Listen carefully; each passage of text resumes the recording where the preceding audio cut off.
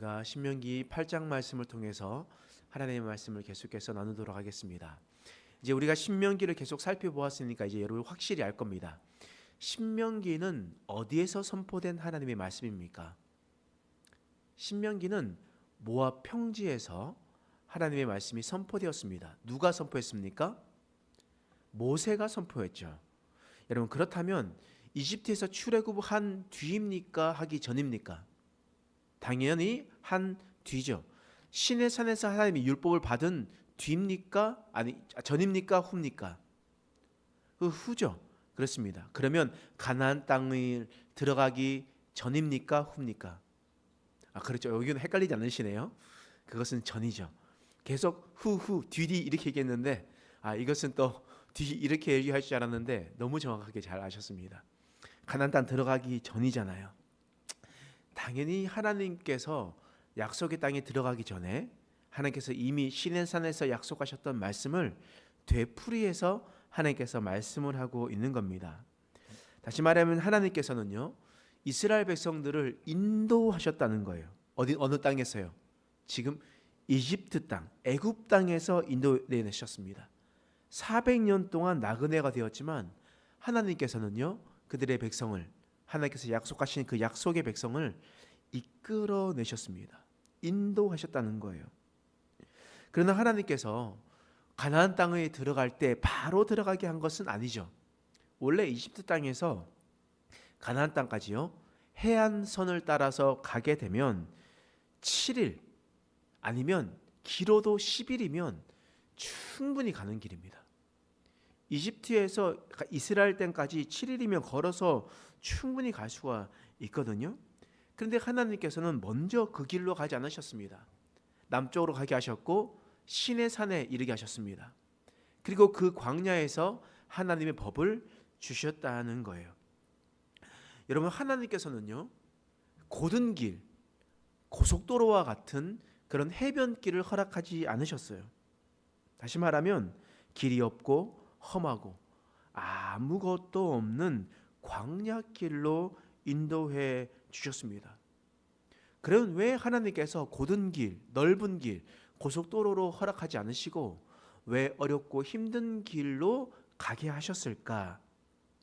그 말씀이 바로 오늘 말씀 신명기 8장 2절 말씀에 이렇게 기록되어 있습니다. 함께 읽어보겠습니다. 시작. 내 하나님 여호와께서 이 40년 동안에 내게 광야길을 걷게 하신 것은 기억하라.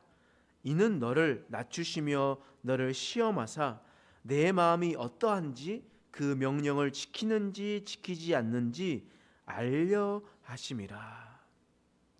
하나님께서 광야길을 걷게 하시는 이유를 분명하게 말씀하셨습니다. 그것은 무엇이냐면 이스라엘 백성들의 마음을 알고자 했다는 겁니다. 여러분, 우리가 은혜를 받으면요, 처음에는 모든 것을 다 할 수 있다고 합니다. 하나님 저한테 이런 은혜를 주시면요, 제가 이거 하고요 저거 하고요 다 할게요. 참되게 하나님 섬길게요 라고 이야기합니다. 그런데 하나님께서 그 은혜를 주시면 우리는 어떻게 됩니까? 쉬 그 마음이 사라지게 됨을 볼 수가 있습니다. 처음에 이집트 땅에서 출애굽해낼 때 하나님께서 재앙을 보내시고 홍해를 여시고 여러 가지 기적을 보여주셨을 때는 이스라엘 백성들이 다 하는 것처럼 보이지만 3일만 지나도 이스라엘 백성들은 불평하고 있었습니다. 그런 백성들을 어떻게 바로 넣을 수가 있겠습니까? 그래서 하나님께서 광야길로 인도하셨습니다. 광야에서 왜 확인할 수 있겠습니까? 광야에는요, 아무것도 없어요. 광야에는 볼 것도 없고요, 먹을 것도 없습니다. 심지어 마실 것도 없습니다. 그렇다면 광야에서 살아갈 때 어떻게 살아가야 그들 장정만 60만 명 그리고 총 200만 명이 다 살아갈 수 있겠습니까? 하늘을 바라봐야 되거든요. 그렇기 때문에 40년 동안 그들이 살아갈 때 어떻게 살았습니까? 만나와 메추라기로 살았잖아요. 먹을 것 없으면 반석에서 물이 나게 하셨잖아요. 너희가 힘들고 어렵느냐, 필요한 것이 있느냐, 그러면 하늘을 봐라, 하나님을 바라봐라.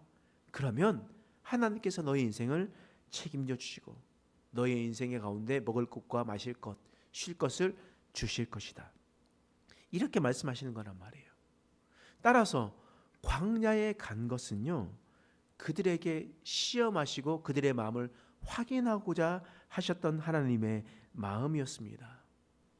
그럼 우리는 이렇게 생각할 수 있습니다. 야, 하나님 너무 괴팍한 건 아닙니까?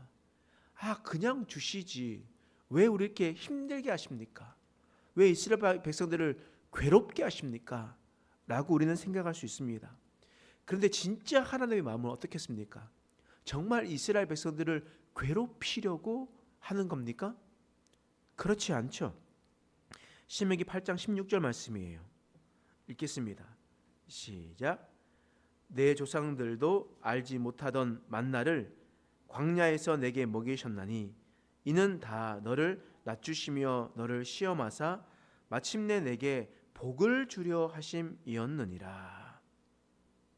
아멘. 하나님께서 광야로 보내시면서 낮추시며 시험하셨고 그들에게 말씀하셨던 이유는 어떻게 해요?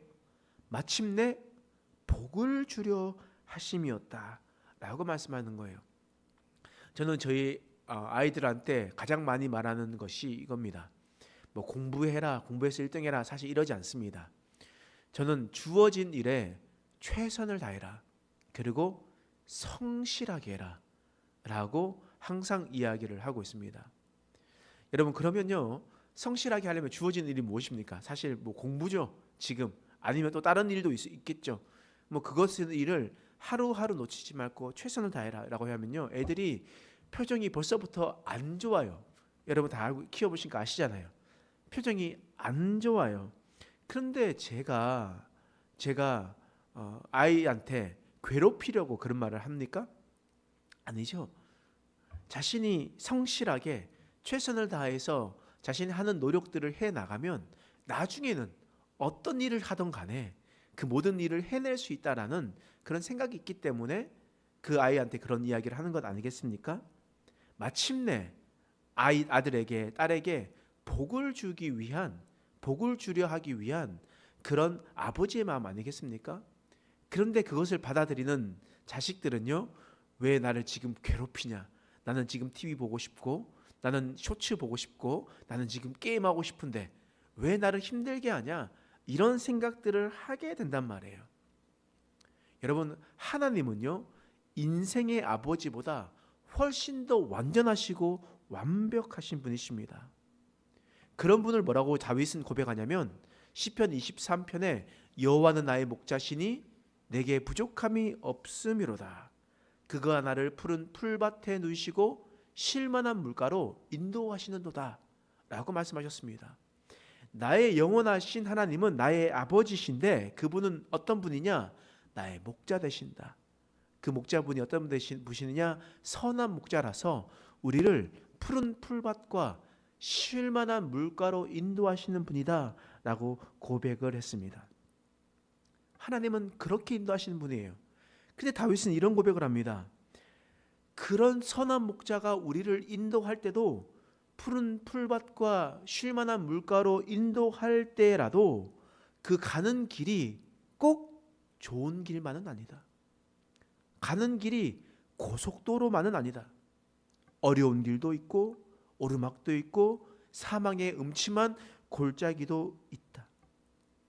그러나 하나님께서 우리를 인도하시는 것은 쉴만한 물가로, 푸른 풀밭으로 우리를 인도하십니다 라고 고백했었다라는 겁니다. 여러분, 하나님은 우리의 선한 목자 되신 것을 믿으십니까? 하나님께서 우리 길을 인도하시는 것은요, 좋은 길로 인도하시는 거예요. 광야의 길로 인도하셨다는 것도 그것을 통해서 우리에게 좋은 것을 주시려고 하셨다라는 겁니다. 하나님께서 이스라엘 백성들을 약속의 땅, 가나안 땅으로 인도하실 때 광야길로 인도하셨다라는 것은요, 이스라엘 백성들을 힘들게 하려고 하셨던 것이 아니었습니다. 이스라엘 백성들을 훈련하시고 하나님을 더 바라보게 하시고 앙망하게 하시고 마침내 그들을 성장시키셔서 복을 주려 하려고 하셨던 것이었습니다. 하나님은 그러한 마음으로 너희를 이 40년 동안 길을 인도하게 하셨다라는 겁니다. 원래 이스라엘 백성들은 사실 이 광야길로 인도되고 시내산에서 율법을 받고 이제 바로 올라가서 가나안 땅을 차지하면 됩니다. 그런데 그때 차지하러 갔었을 때 민수기의 말씀을 통해서 차지하러 정탐꾼을 보냈을 때 그들이 좋은 말을 했습니까? 나쁜 말을 했습니까? 나쁜 말을 했죠. 훈련이 되지 않았다는 겁니다. 그렇기 때문에 하나님께서는 더 아직 자격이 없는 자들에게 훈련을 더 시키셨다는 거예요. 40년 동안 훈련을 시키시고 그리고 난 다음에 그들을 약속의 땅으로 보내게 하셨다라는 겁니다. 여러분, 우리는 하나님 앞에 지금도 약속의 땅으로 걸어가는 자들입니다. 지금 하나님의 약속의 땅이 어딥니까? 하나님의 나라, 천국 아닙니까? 하나님께서 성경을 통해서 우리에게 분명히 말씀하셨던 것은 너를 잘 살게 하겠다, 너희들에게 고기만 먹게 하겠다, 너희들에게 무언가 좋은 것만 주겠다라고 약속하신 것이 아니에요. 하나님께서 우리에게 약속하셨던 것은요, 너에게 영원한 나라가 있을 것이다. 주님 다시 오시는 그날 너에게 하나님의 나라를 줄 것이다. 너희는 심판당하지 않을 것이다. 너에게 영생을 줄 것이다. 하나님께서 약속하셨단 말이에요. 그리고 우리는 그 나라를 가고 있습니다. 여러분, 그 나라를 가고 있었을 때에 우리에게 좋은 길만 있습니까? 우리에게 평탄한 길만 있습니까? 그렇지 않아요. 이스라엘 백성들이 광야길을 갔었던 것처럼, 또한 다윗이 고백했었던 것처럼 사망의 음침한 골짜기로 걸어갈 때도 있다는 겁니다. 그 길은 반드시 있어요. 그러나 그 길을 건널 때 그 길을 견뎌내고 이겨낸다면 하나님께서 마침내 어떻게 하신다고요? 우리에게 복을 주신다는 겁니다. 그러므로 우리가 복을 받기 위해, 복을 누리기 위해 우리는 어떻게 살아가야 되나? 그 말씀을 오늘 신명기 8장 1절 말씀에 이렇게 이야기하죠. 읽어보겠습니다. 시작. 내가 오늘 명하는 모든 명령을 너희는 지켜 행하라. 그리하면 너희가 살고 번성하고 너희 여호와께서 너희의 조상들에게 맹세하신 땅에 들어가서 그것을 차지하리라. 너희가 복받는 비결 내가 딱 하나 얘기해 줄게. 그것이 뭐냐? 하나님께서 하신 명령을 너희는 지켜 행하라. 지켜 행하라. 그러면 마침내 너에게 하나님께서 복을 주실 것이다. 힘든 길도 가고 어려운 길도 가겠지만, 또한 사망의 음침한 골짜기로 가겠지만, 그러나 오늘 내가 명하는 이 명령을 다 지켜 행하라. 하나님께서 말씀하고 있는 겁니다. 여러분, 그 말씀대로 살아가지 않는다면, 말씀 위에 굳게 서 있지 않는다면 하나님께서 뭐라고 하시겠습니까? 오늘 말씀 마지막 절이에요. 20절 읽어보겠습니다. 시작. 여호와께서 너희 앞에서 멸망시키신 민족들 같이 너희도 멸망하리니 이는 너희가 너희의 하나님 여호와의 소리를 청종하지 아니함이니라. 여호와께서 너희 앞에서 멸망시킨 민족들 같이, 여러 민족들과 전투를 했거든요. 아직 가나안 땅에 들어가지 않았지만 바산한 옥도 그렇고 시온 왕도 그렇습니다. 또 다른 아모리 족속도 마찬가지였죠. 전쟁에 있었을 때 그런 민족들과 같이 너희도 멸망할 것이다. 하나님의 말씀을 지키지 않는다면 너희는 마침내 복을 받는 것이 아니라 너희도 멸망될 것이다. 왜냐하면 너희가 여호와의 소리를 청종하지 아니하였기 때문이다 라고 하나님께서 말씀하고 있습니다. 하나님은 가나안 땅으로 인도하신 선한 목자 되십니다. 그러나 뿐만 아니라 우리도 하나님의 나라로 인도하실 선한 목자 되십니다. 그러므로 우리도 주님의 말씀 가운데 굳게 서는 자들이 되어야 됩니다. 하나님의 말씀을 지켜 행하며 청종하는 자들이 되어야 됩니다. 그렇게 살아가면 하나님께서 우리에게 마침내 복을 주신다 말씀하셨습니다. 그 언약의 하나님, 약속을 반드시 지키시는 하나님을 기억하시고 우리가 주님의 자리에 들어가는 저와 여러분 되시길 간절히 축원합니다. 기도하겠습니다. 하나님, 오늘 말씀을 통해서 우리를 인도하시 말씀해 주신 것 감사합니다. 하나님께서 이스라엘 백성들을 광야로 인도하신 것은 그들을 훈련시키셔서 마침내 복을 주려 함이었다라고 하나님께서 말씀하셨습니다. 하나님, 우리가 가는 길이 힘들고 어렵고 사망의 음침한 골짜기라 갈지라도 하나님은 선한 목자 되셔서 우리를 마침내 푸른 풀밭과 쉴만한 물가로 인도하시는 분이라는 것을 믿게 하여 주시옵소서.